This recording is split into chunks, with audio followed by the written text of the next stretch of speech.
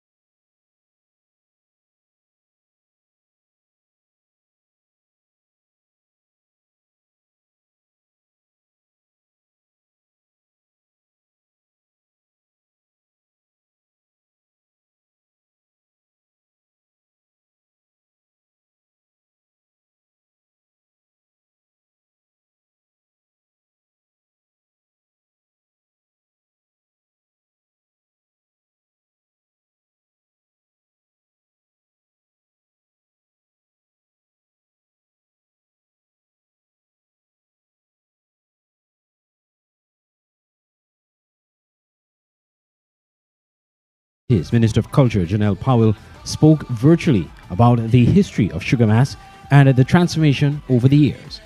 St. Kitts' first carnival was launched with a seal band competition, calypso show, and queen show. Then, in 1971, to create uniformity and harmony among the citizens, the government of the day took the decision to nationalize carnival to the National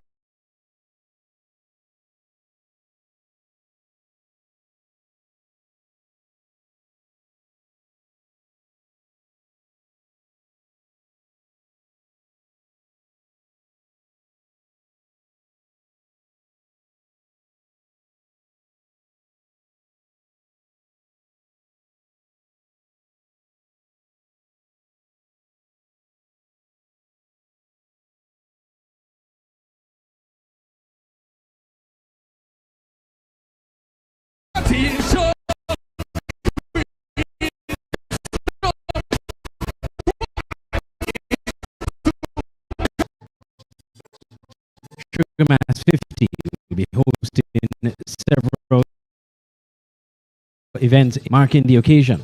Some of the events that were not held last year due to COVID restrictions have returned in a more controlled environment and only. Then, in 1971, to create uniformity and harmony among the citizens, the government of the day took the decision to nationalize carnival to the National Carnival Act of 1971. Carnival was reorganized and became a national event.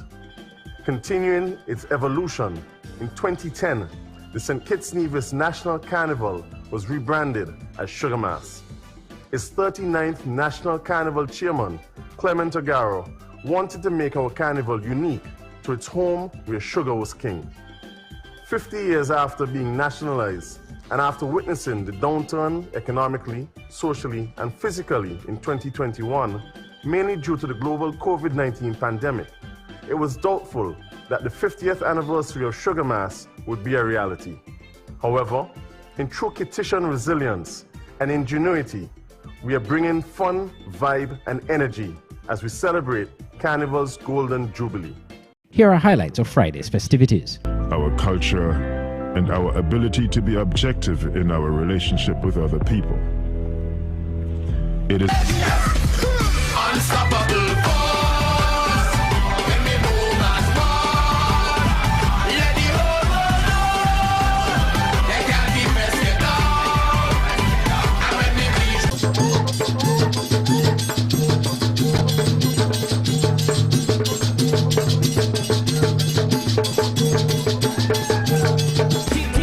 you ain't wet.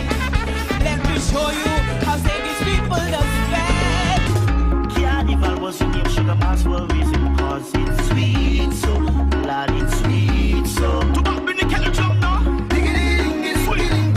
Whoa, 50.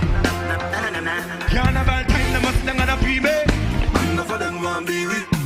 Some of them gonna watch you. Group up in a bang of it. Integrate and correct our mistakes. Reunification will build a brand new nation. Next year, you ready to jump again? What? Let's go. Drink by the brass band, drop it with it. The teen show, queen show, want it to. Sugar Mass 50 will be hosting several events marking the occasion. Some of the events that were not held last year due to COVID restrictions have returned in a more controlled environment and only open to vaccinated attendees. Andre Huey, Skn Newsline. When we come back, a CBI project becomes a tourism booster for rural St. Kitts. If you're looking for a one-stop shop for all your electronics, you only have 2 stores to choose from. Island Electronics on 4th Street, Bastyr, and Smart Electronics at Port Zante. At Island Electronics, you have some of the top brands in electronics, from the top-of-the-line smartphones, Samsung and iPhone, laptop computers, smart TVs, washing machines, small appliances, phone accessories, refrigerators, and so much more. Brands include Whirlpool, Samsung, Black & Decker, HP, and much more. Island Electronics is located in the heart of Bastyr. Make it easy for you to access and shop.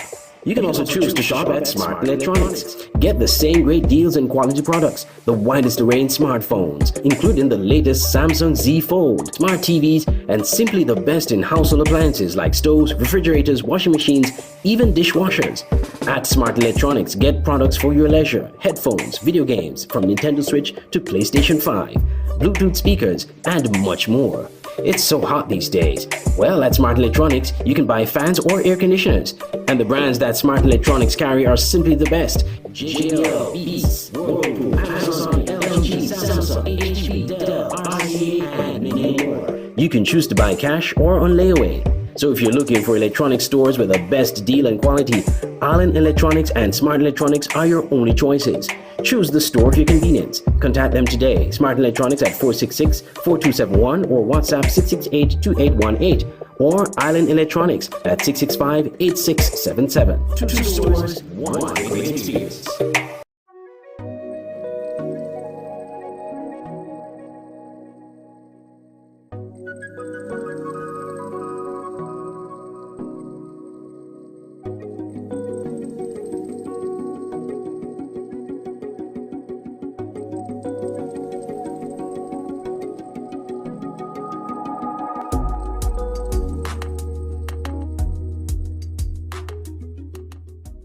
If you need effective advertising at affordable prices, you need to advertise with Skn Newsline. We offer a wide range of services: TV advertising, video ad production, social media marketing and management, WhatsApp marketing, digital marketing, and much more.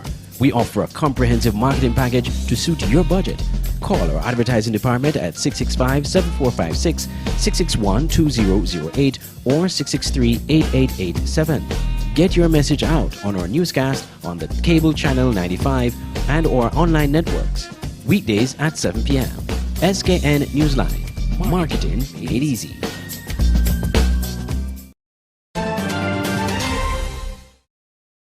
Welcome back. A CBI project becomes a significant tourism boost for a developing rural area of St. Kitts. Glenn Bart reports.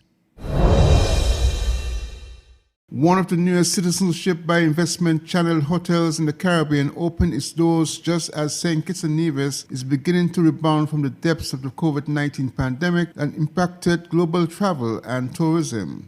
Commenting during the 2nd December opening ceremony, Caribbean Galaxy Real Estate Corporation President Ying Jin said she was pleased and spoke of the impact in Whitegate, St. Paul's, and the economy of St. Kitts. During the last few years, Galaxy has been a steady contributor to the economy of St. Kitts and Nevis. From the hotel construction to the purchase of construction materials, we have been involved in enhancing the lives of the community. You may know that Ramada will be the second largest hotel on the island, with some 300 rooms being opened in this phase 1. With a full opening of the hotel, there will be about 400 individuals employed, not to mention the benefits to local communities of taxi drivers, shops, and other businesses.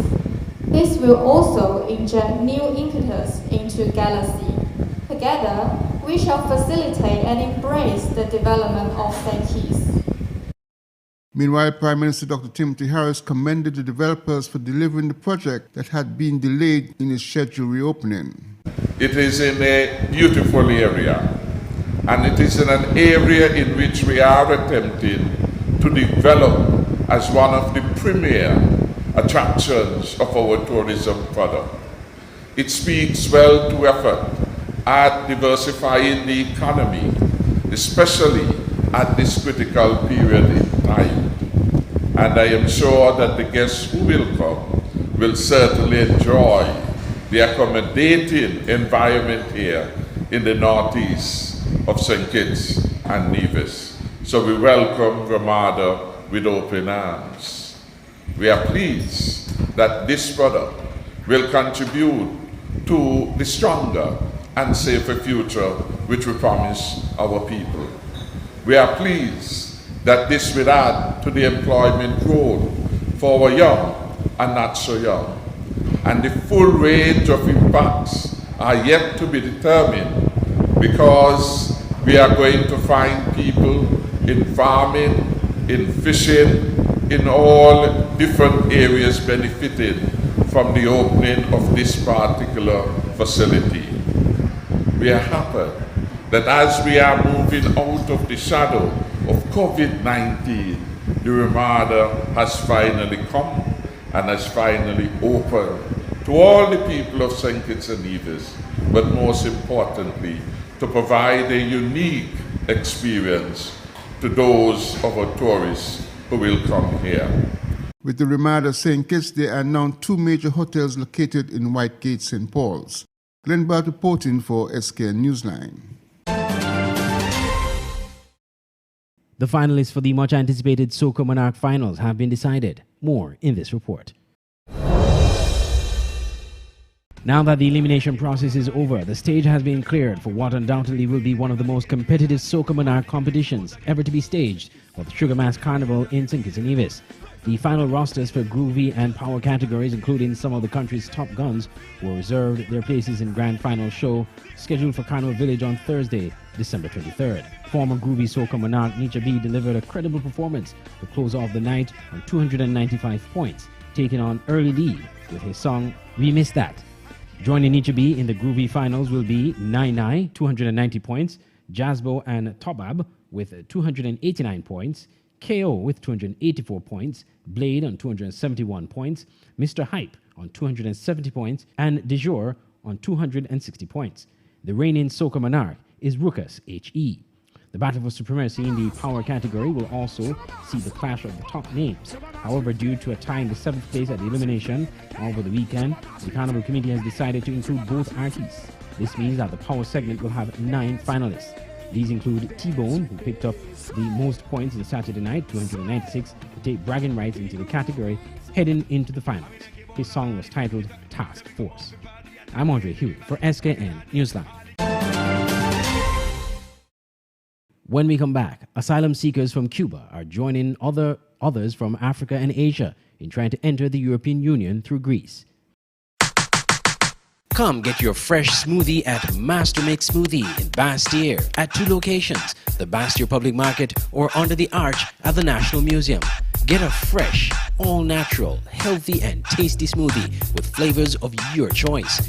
Master Mix Smoothie knows the flavors that you like and mixes it all up for you the way you want it.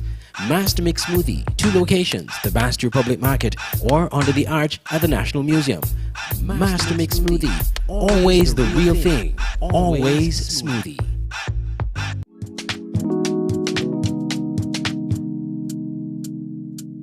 Want to buy some fresh fruits, vegetables, or ground provision, but don't have the time to go to the market or even to find parking?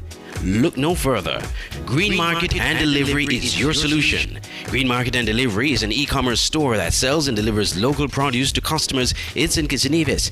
Anything you purchase, you can get fresh from the market and delivered directly to your door. Log on to www.greenmarketskn.com. Click on the e-store link, choose your items, and shop away.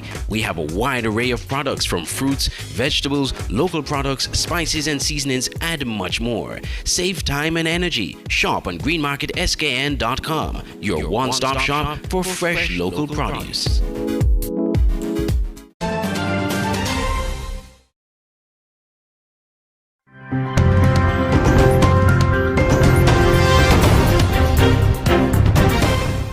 Welcome back.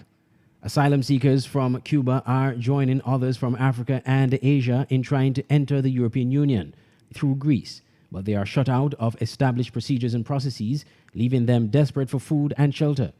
Al Jazeera's John Sarpoulos reports from Athens, Greece.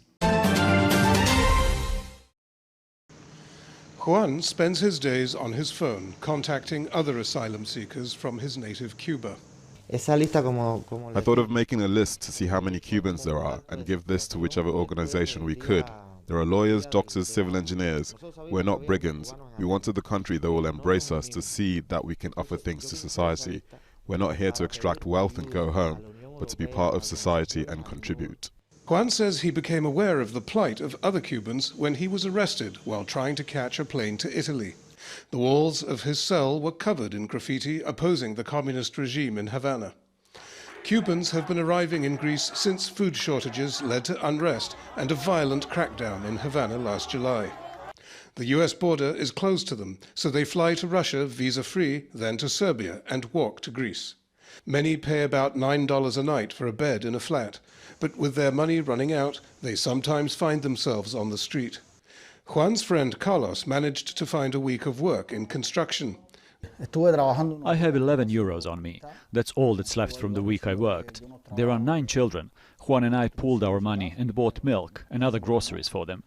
We are part of a group where everyone helps each other. Tonight I don't know where I will stay. I will make some calls. If I can't find a place, I'll make a plan. But there are others who are worse off. Carlos spent all the money he brought from Cuba buying several tickets to fly from Greece to Germany or Spain. Police foiled all his attempts to get there. Cubans could apply for asylum. That would entitle them to a rent subsidy and monthly cash allowance. But they would have to have registered at a reception center, like those found on the East Aegean Islands, the usual entry route for refugees. There was no such center on the North Macedonian border, where they entered Greece. So their only option now is to apply online. Even that is difficult, says Vasilis Papadopoulos, who runs a legal aid charity for refugees. There are not even Spanish interpreters, because this is a new refugee wave, let's say. Right now what is going on is that the authorities do not register them as asylum seekers and force them, let's say, to live either back to their own country, to Cuba, or to find their own way, let's say, elsewhere. These refugees have another option. They can formally apply for asylum before being deported, but then they'd risk being imprisoned back home. We asked Carlos how he felt about that. I'd rather spend my life in jail here than return to Cuba. John Saropoulos, Al Jazeera, Athens. Jamaican opposition leader Mark Goldin, during his tour, stopped in Ocho Rios Craft Market on Saturday to show support for vendors who say they are not getting good business.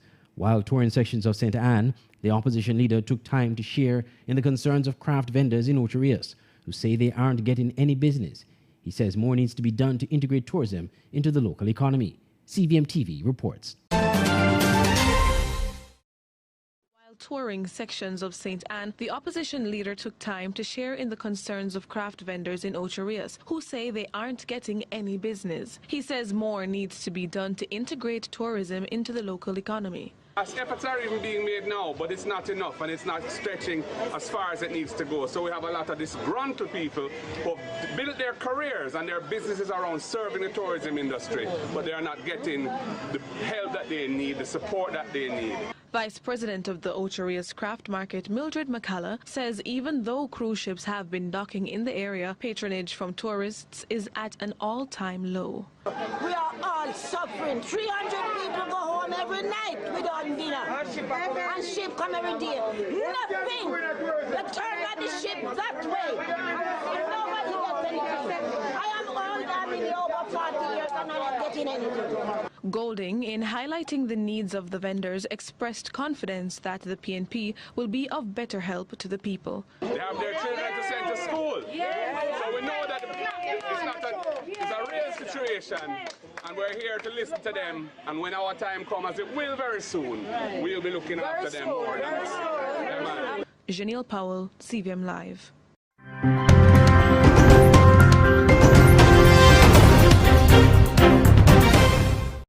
Internationally, search and rescue efforts after the eruption of Indonesia's Semeru volcano have been suspended because of poor weather, as officials monitoring the mountain urged caution following the weekend's deadly eruption.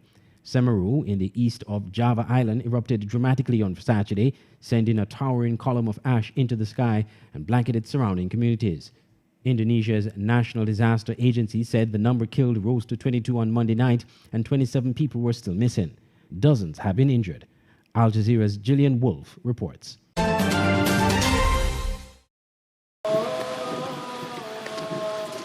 Scouring through the rubble, plowing through volcanic debris that has now begun to harden, the hope that these rescue workers might find survivors is diminishing by the hour.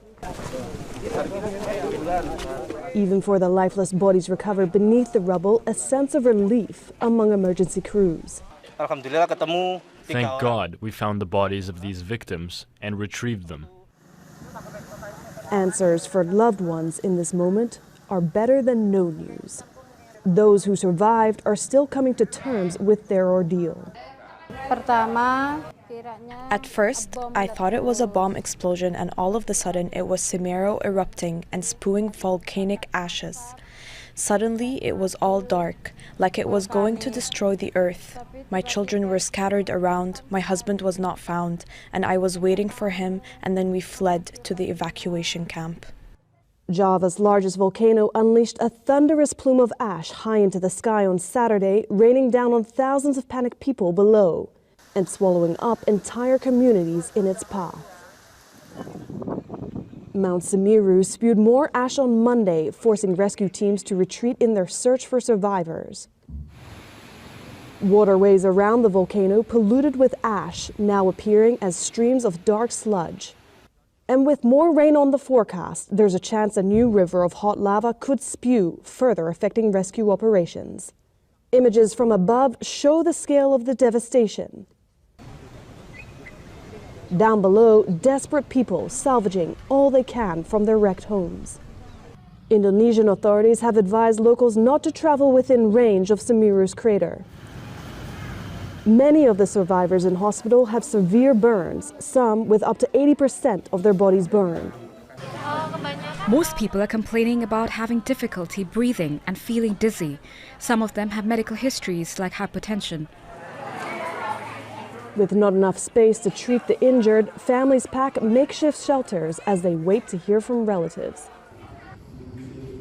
While at the volcano's observatory, officials are searching for any sign of new activity and sending out warnings. The status of Mount Semeru is still at level 2, which means that at this level, the people need to be more vigilant because the potential threat is still there. But many people still wonder why they weren't warned early enough before Saturday's devastation. Jillian Wolfe, Al Jazeera.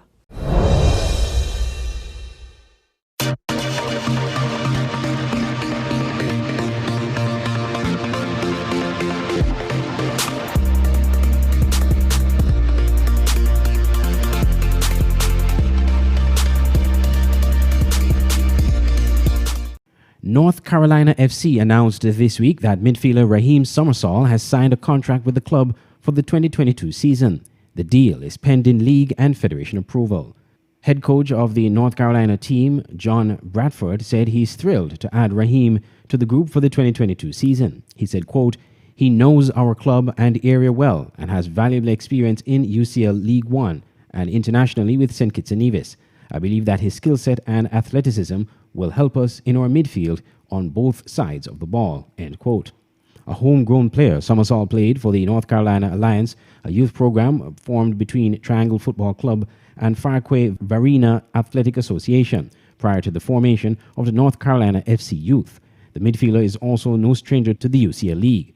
One, as he has 3 seasons of experience between South Georgia Tormenta FC and SC Tucson. While with Tormenta FC, the Bastia native appeared in a total of 20 matches, clocking 1,174 minutes of playing time and making 14 starts throughout the 2021 season. In his 2-year stint with FC Tucson from 2019 to 2020, Summersall posted 20 appearances, collecting 1,342 minutes of playing time and adding an assist. The 24-year-old also boasts international playing experience, debuting for the St. Kitts and Nevis national team in 2017 and since logging 13 appearances for his country. Earlier this year, Summersall competed in the series of 6 World Cup qualifying matches, in 2 of which he was named team captain. Throughout the qualifiers, Summersall added 2 assists to lift his squad to 3 wins over Puerto Rico, the Bahamas, and Guyana. Summersall played collegiately for Appalachian State University in Boone, North Carolina from 2015 to 2017, collecting 51 appearances and 2,035 minutes of playing time over 3 seasons, with the Mountaineers scoring 1 goal and assisting 2. Following his junior year, the midfielder transferred to Florida Gulf Coast University for his senior season, where he started in 15 of 60 matches and logged 1,247 minutes of playing time, also earning a nod for the ASUN Defensive Player of the Week.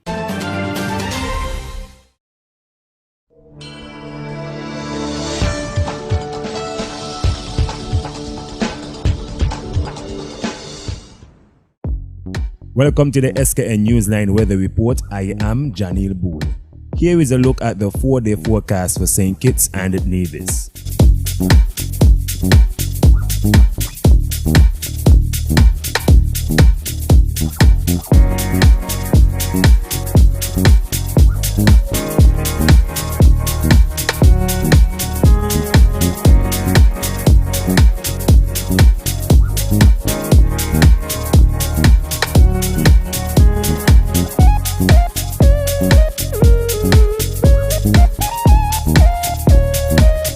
For a more detailed weather report, visit our website at www.sknnewsline.com.